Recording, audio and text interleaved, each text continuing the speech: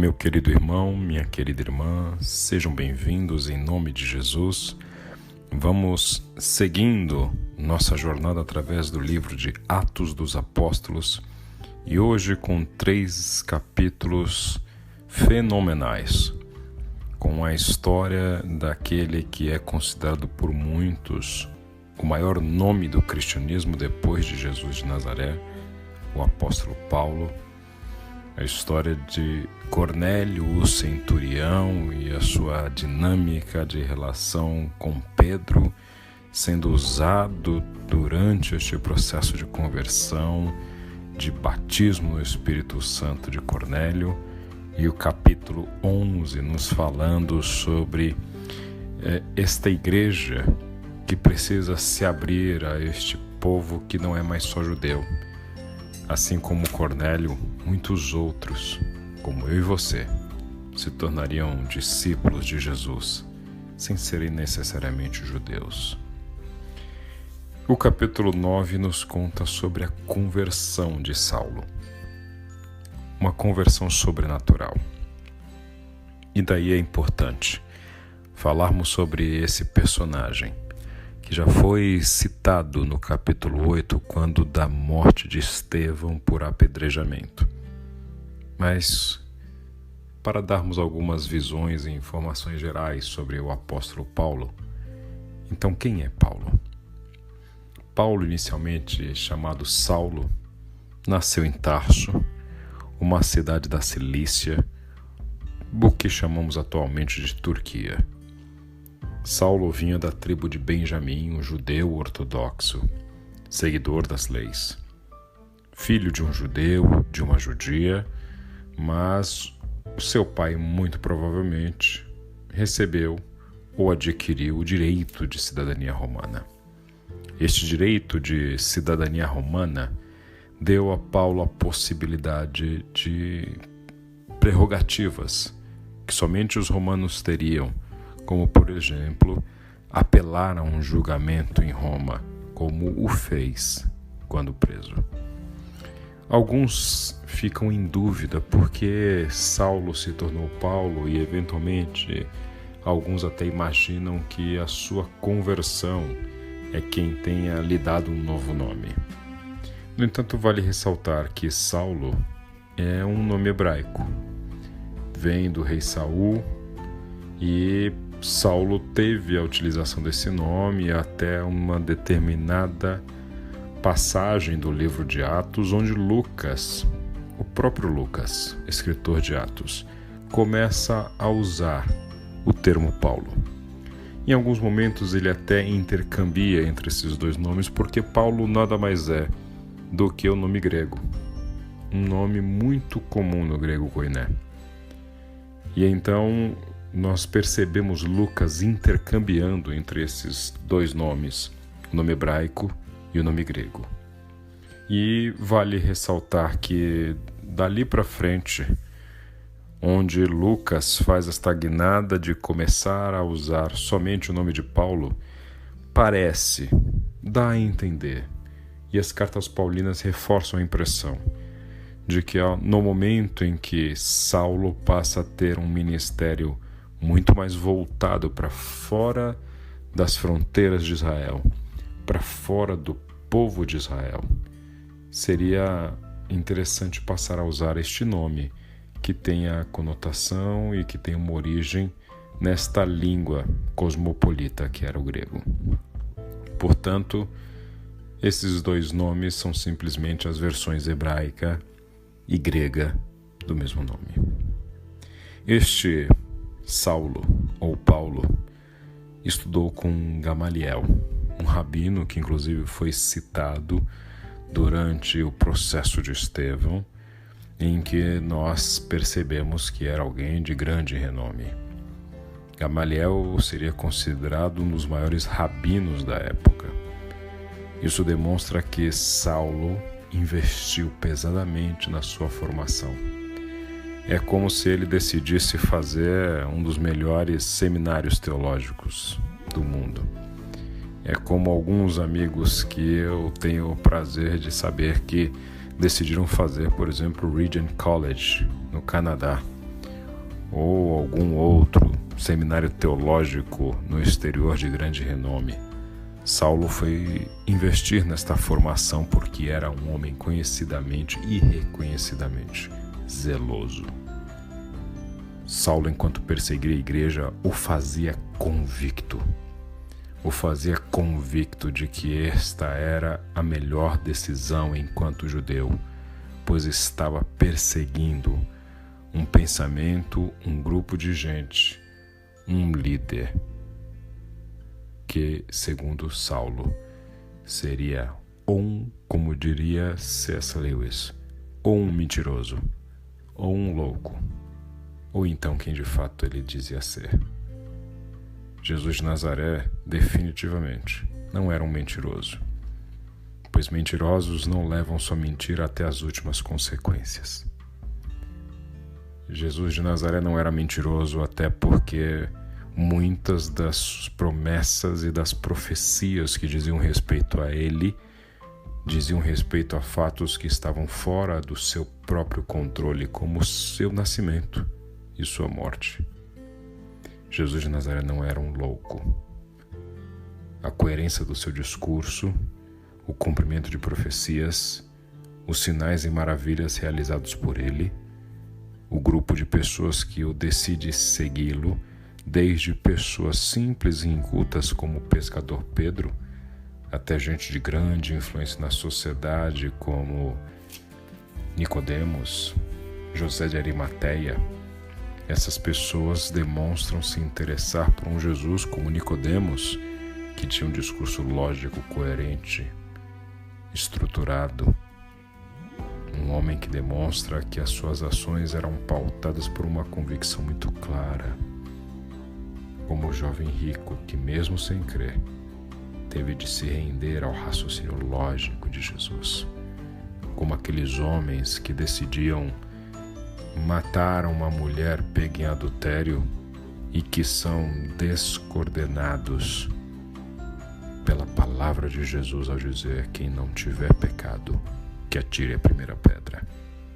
Nós vemos ali então vários requisitos em Jesus que deixam claro que ele era quem ele dizia ser. Por isso é que nós vemos este processo de conversão em Saulo ser tão poderoso. Como eu sempre digo, uma conversão não é somente um ato místico, sobrenatural. Também o é, pois é obra do Espírito Santo, mas também é um processo intelectual. Somos convencidos de que a palavra de Deus é a verdade. Por isso a oração de Jesus em João 17 é pedindo ao Pai: santifica-os na verdade, a tua palavra é a verdade. Este homem extremamente culto, chamado Saulo, falava grego, hebraico, aramaico e latim. Isso que lhe deu a possibilidade de ler os clássicos de poetas latinos, como ele cita, e nós veremos mais à frente, em discursos seus, em mensagens suas.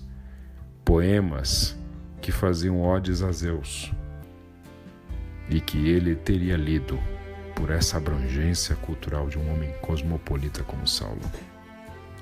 Uma outra discussão em relação a Saulo é se ele seria casado, solteiro, divorciado, viúvo. Saulo, muito provavelmente, e aí digo eu, não o Senhor, parafraseando Saulo, muito provavelmente tenha sido casado. Por algumas indicações que nós temos de sua história, por fazer parte do Sinédrio, que era um órgão dos judeus muito claramente ortodoxo, e por essa ortodoxia exigia que seus membros tivessem ali cumprindo requisitos como o casamento. Como judeu zeloso, tudo indica que ele também buscaria se casar. A propriedade com que Saulo fala a respeito do casamento, em diversas passagens como em Coríntios, em Efésios, nos dá a impressão também de alguém que fala com muita legitimidade e propriedade sobre o casamento.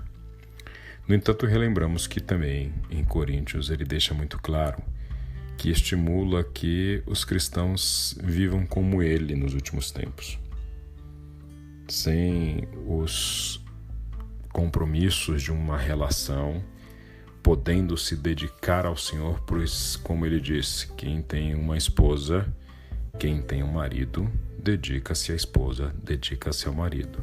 Quem não o tem a possibilidade de dedicar-se integralmente ao Senhor. E ele não está falando isso para criar uma hierarquia entre casados e solteiros, mas um ponto de vista pragmático de alguém que viveu viajando o mundo pregando o Evangelho. Ele sabia que se não o fosse, teria a obrigação, não somente moral e social, mas espiritual, de dedicar-se à sua esposa. Saulo viveu durante boa parte da sua vida de renda própria, trabalhando com tendas, pois apesar de todos esses estudos, ele não desenvolveu uma carreira religiosa, ele não obrigava as pessoas a pagarem pelas suas pregações, ele não cobrava cachê, ele não exigia um valor mínimo de oferta para ir pregar em algum lugar. Saulo era um homem que recebia ofertas de ajudas dos seus irmãos, mas também tinha uma consciência de que em alguns locais ele não teria como exigir isso, e então se sustentava vendendo tendas, ofício que aprendera com seu pai. Saulo foi preso. Saulo recebeu chibatadas enquanto preso. Teve que fugir dentro de um cesto para não ser pego por judeus que queriam matá-lo. Saulo foi perseguido pelo Império Romano, pelos judeus. Saulo, ou Paulo, morre decapitado por ordem direta de Nero. E a Bíblia nos conta nesse capítulo 9 a respeito de sua conversão.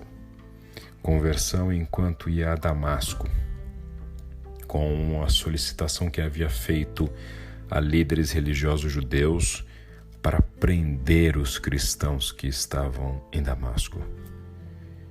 A Bíblia diz que ele ansiava por isso, pois arrancava as pessoas de suas casas, das sinagogas, arrancava aqueles que eram cristãos, pois entendia que essas pessoas deveriam ser extirpadas da sociedade.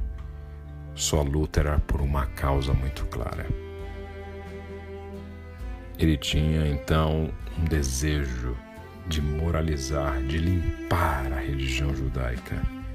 No entanto, no caminho de Damasco, a Bíblia nos conta que de repente Saulo, enquanto andava, uma luz brilha ao seu redor. Ele cai por terra e essa voz diz: Saulo, Saulo, por que você me persegue? Ele então responde: Quem és tu, Senhor? E a voz mais uma vez lhe diz: Eu sou Jesus, a quem você persegue. Levante-se, entre na cidade. Alguém lhe dirá o que você deve fazer. Aquela aparição de Jesus, a primeira e única descrita na Bíblia depois de Jesus ascender aos céus, é tão impactante na vida de Saulo que ele sai cego, levantando-se do chão, não consegue ver nada. Seus companheiros de viagem precisam levá-lo pela mão e o levam até Damasco, onde ele fica 3 dias sem comer e nem beber. Em uma visão, ao chegar em Damasco, um homem chamado Ananias ouve o Senhor lhe dizendo: Ananias? Ao que ele responde: Eis-me aqui, Senhor. E então o Senhor lhe diz: Vá à casa de Judas, na rua chamada direita, e pergunte por um homem de Tarso chamado Saulo. Ele está orando. Numa visão, viu um homem chamado Ananias chegar e impor-lhe as mãos para que voltasse a ver. Ananias, então, prudentemente, temerosamente, responde ao Senhor: tenho ouvido muita coisa, Senhor, a respeito desse homem e de todo o mal que ele tem feito aos teus santos em Jerusalém. Ele chegou aqui com autorização dos chefes dos sacerdotes para prender todos os que invocam o teu nome. Mas o Senhor disse a Ananias: vá. Este homem é meu instrumento escolhido para levar o meu nome perante os gentios e seus reis, e perante o povo de Israel. Mostrarei a ele o quanto ele deve sofrer pelo meu nome. Então Ananias foi, entrou na casa, pôs as mãos sobre Saulo e disse: irmão Saulo, o Senhor Jesus, que lhe apareceu no caminho por onde você vinha, enviou-me para que você volte a ver e seja cheio do Espírito Santo. Imediatamente, algo como escamas caíram dos olhos de Saulo e ele passou a ver novamente. Levantando-se, foi batizado e, depois de comer, recuperou as forças. Saulo então passa a ser um ardoroso seguidor de Jesus de Nazaré. Imediatamente ele passa vários dias com os discípulos e começa a pregar nas sinagogas dizendo que Jesus, a quem ele perseguia, é o verdadeiro Filho de Deus. As pessoas ficavam perplexas e diziam: não é esse que estava perseguindo a gente até ontem? Na verdade, ele está criando alguma desculpa simplesmente para nos capturar numa armadilha. As pessoas se confundiam, no entanto, ele se fortalecia cada vez mais. E depois de muitos dias, já nasce a primeira perseguição contra Saulo. Judeus tentam matá-lo, ao que ele foge, escondido num cesto, pela abertura de uma muralha. Ele então volta para Jerusalém, tenta se encontrar com os discípulos, mas todos estão com medos. No entanto, Barnabé o leva aos apóstolos e o apresenta dizendo que, de fato, aquele rapaz, que antes era um perseguidor, tornou-se um seguidor de Jesus. A obra de Paulo inicia ali, e a obra de Paulo se torna tão relevante, pois ele é o escritor da maior parte do texto do Novo Testamento. Saulo, ou Paulo, o nosso querido apóstolo, é quem lança os fundamentos da fé cristã através de seus escritos. Os grandes tratados sobre a fé cristã que influenciaram o pensamento do Novo Testamento e, consequentemente, o pensamento do cristianismo são escritos de Paulo, em sua maioria maciça. Isso faz com que alguns cheguem a dizer que, dado que Jesus não teria escrito nenhum livro de própria lavra enquanto em seu ministério terreno, e Paulo tendo escrito tanto e com tanta influência e com tanto vigor, alguns chegam a dizer que o que nós vivemos não é um cristianismo, mas um paulianismo. Não passa de uma impropriedade, dado o compromisso de Paulo e a sua fala sempre reverberando de que ele não passa de um apóstolo de Jesus, o menor deles, um ex-perseguidor. Este Saulo, este Paulo, que será nosso companheiro de viagem durante o livro de Atos a partir de agora. O capítulo 9 segue então nos falando sobre milagres, Pedro orando por gente doente, como Enéas, e essa pessoa sendo curada, Pedro orando por uma mulher chamada Dorcas que estava morta e ela ressuscitando. É Deus fazendo maravilhas e milagres. E quem diria, o homem que fugiu negando ser seguidor de Jesus fazia milagres com coragem e ousadia. O capítulo 10 nos fala sobre o centurião Cornélio. Centuriões eram líderes do exército romano que lideravam entre 80 a 100 soldados. E Cornélio é um desses. Segundo o relato de Lucas em Atos dos Apóstolos, um homem temente a Deus, que orava todos os dias, e num destes momentos de oração, um anjo aparece a Cornélio. E este anjo aparece a Cornélio, o chama e diz: suas orações, suas ofertas, suas doações subiram como oferta memorial diante de Deus. Agora mande alguns homens a Jope para trazerem um certo Simão, também conhecido como Pedro, que está hospedado na casa de outro Simão, o curtidor de couro, que fica perto do mar. Cornélio então chamou seus servos e mandou estes homens irem a Jope. Nesse mesmo meio tempo, Pedro também tem uma visão. Lembremos-nos que os romanos eram os algozes dos judeus. E lembremos-nos que a religião judaica previa circuncisão como um sinal da graça de Deus sobre este povo e da exclusividade da ação de Deus e do chamado de Deus para os judeus. No entanto, Pedro tem uma visão.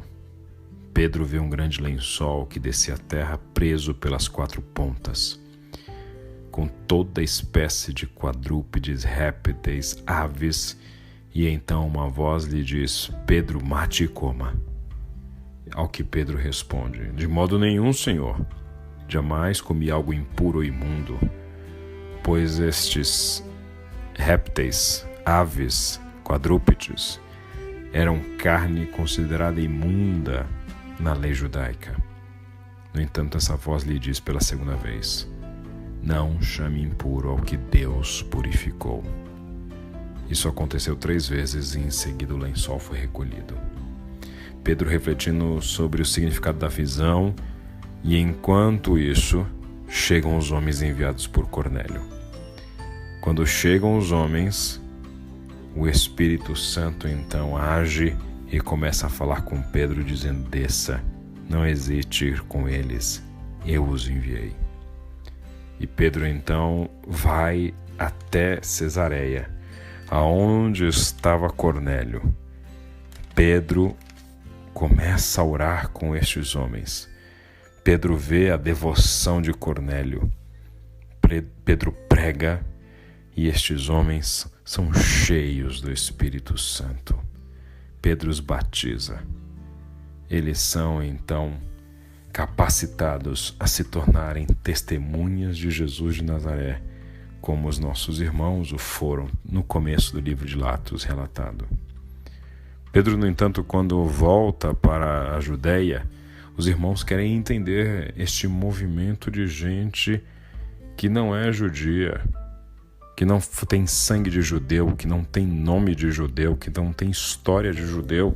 Como é que esses homens estão recebendo a unção e o poder do Espírito Santo?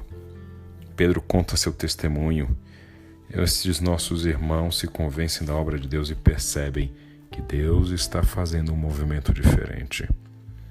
Não por acaso, Lucas, o historiador, o médico, um homem inteligente, um homem preparado, conta essa história a nós logo depois de falar sobre Paulo, o apóstolo dos gentios. O capítulo 11 então segue nos falando sobre este movimento de perseguição sobre a igreja, que gera um efeito bastante interessante e notado em todos os eventos de perseguição da igreja. A perseguição não mata a igreja, a perseguição a torna mais forte. A dispersão causada pela perseguição só força os cristãos a irem a lugares que em tempos de paz eles não iriam. Inclusive nos conta neste capítulo o nosso querido Lucas, que os cristãos chegam a Antioquia na Síria, o lugar conhecido como a primeira cidade que os chamou de cristãos. E os chamou de cristãos porque eles entendiam que estes homens seguiam um tal de Cristo. Alguns até tinham ouvido falar deste Jesus Cristo e chegam ao ponto de dizer: estes homens são pequenos cristos, que significa cristãos. Interessante ver como o poder de Deus os capacitou para ser testemunhas, não somente ao abrir da boca, mas ao imitarem Jesus. E encerra o capítulo 11 falando sobre a profecia que alguns homens de Deus trazem, predizendo uma grande crise naquela época. No entanto, a forma como estes homens e mulheres de Deus se posicionam durante esse período de crise é estimulando os crentes a participarem com seus bens para mitigar a tragédia social. É a igreja respondendo a um momento de crise com aquilo que tem à mão. Não por acaso estamos vivendo um momento de crise. E o sinal que a igreja tem para dar ao mundo não é simplesmente o sinal místico da oração, do jejum tão apropriados para este tempo, da pregação da palavra, do louvor. A igreja precisa matar a fome de quem tem fome. A igreja precisa vestir quem está nu. A igreja precisa matar a sede de quem precisa de um copo de água. A igreja precisa socorrer aqueles que sofrem. Por isso, eu gostaria de encerrar falando sobre algo que foi citado neste nosso texto de hoje tantas vezes. Por exemplo, como no caso de Paulo, quando recebe a imposição de mãos de Ananias e, além de voltar a ver, é cheio do Espírito Santo. Essa expressão, ser cheio do Espírito Santo, evoca em nós, principalmente de origem pentecostal como eu, as mais tenras lembranças e um ardor no peito deste desejo que nós temos de ser cheios do Espírito Santo. No entanto, não podemos confundir ou reduzir esta expressão ser cheio do Espírito Santo a fenômenos de línguas, a fenômenos de transe, a fenômenos muito parecidos com outras religiões animistas, pois ser cheio do Espírito Santo pode ser isso, mas é muito mais, muito mais. Ser cheio do Espírito Santo, nas palavras de Jesus, esperem por este poder para vocês se tornarem testemunhas. Ser cheio do Espírito Santo precisa necessariamente nos fazer testemunhas de Jesus de Nazaré. Nós não somos chamados para receber o poder do Espírito Santo simplesmente para falarmos mais alto, para girarmos, para saltarmos, para começarmos a pular. Nós somos chamados para que a nossa vida se torne uma testemunha poderosa de Jesus de Nazaré. A pregação do Evangelho deve ser uma decorrência dessa vida cheia do Espírito Santo. Como alguns atribuem a São Francisco de Assis a frase "pregue em todo tempo e se preciso use palavras", apesar de não ser dele esta frase, este deve ser um compromisso do cristão. Pregar a tempo e fora de tempo, como fala o apóstolo Paulo. A pregação da palavra, não somente através da pregação expositiva, mas também através da pregação expositiva, da exposição do Evangelho, mas acima de tudo, de uma vida que aponta a Cristo. Tudo na vida do cristão cheio do Espírito Santo precisa fazer as pessoas verem Jesus em nossos passos. Isso me lembra o testemunho de um irmão muito querido e saudoso, Flávio Miyaguchi, um homem que eu tive a honra de acompanhar como pastor durante algum tempo. E me lembro de uma vez, durante uma de nossas conversas de discipulado, em que, após a sua conversão, ele disse que foi convidado para uma reunião. E nessa reunião, alguns empresários discutiam oportunidades de melhorias dos seus negócios. E então começaram a discutir a possibilidade de eventualmente criarem alternativas para reduzirem a sua tributação sonegando impostos. Algo tão comum no Brasil. No entanto, Flávio relata que volta-se para aqueles homens e diz: eu não vou participar disso. eles não entendem e ele então ratifica: não contem comigo para isso. Quando ele me conta aquilo, ele faz questão de ressaltar, dizendo: pastor, eu sou servo de Deus, eu sou seguidor de Jesus de Nazaré, por isso eu não posso fazer isso. Nosso evangelho precisa ser um evangelho de milagres, maravilhas. Precisa ser um evangelho que a nossa voz ecoe, transformando as pessoas através desta pregação poderosa, que não é, como diz o apóstolo Paulo, palavras persuasivas de sabedoria, mas demonstração do Espírito e de poder. Precisamos entender que ser cheios do Espírito Santo vai nos capacitar a produzir neste mundo milagres e maravilhas. Sim, precisamos disso e cremos nisso. No entanto, ser cheios do Espírito Santo vai trazer sobre nós também uma série de lutas e perseguições. Ser cheio do Espírito Santo não lhe poupa do sofrimento. Até porque estamos em um mundo onde não estamos aqui para passeio. É um mundo que jaz no maligno, um mundo onde temos um adversário feroz, que irá até o último instante lutar contra a obra do Senhor. Por isso, aquele que é cheio do Espírito Santo enfrentará resistências, lutas. Mas eu quero lhe dizer que, apesar da luta, ser cheio do Espírito Santo, ser cheia do Espírito Santo, lhe dá garantia de que você vai passar por cada uma delas e dizer: Ebenezer, até aqui nos ajudou o Senhor. Em nome de Jesus, como diz o apóstolo Paulo, ao ser cheio do Espírito Santo, o Deus de paz esmagará Satanás debaixo dos nossos pés. Por isso, se posso te fazer um convite hoje, é este: deseje, busque intensamente, desesperadamente, ser cheio do Espírito Santo de Deus. Deus te abençoe.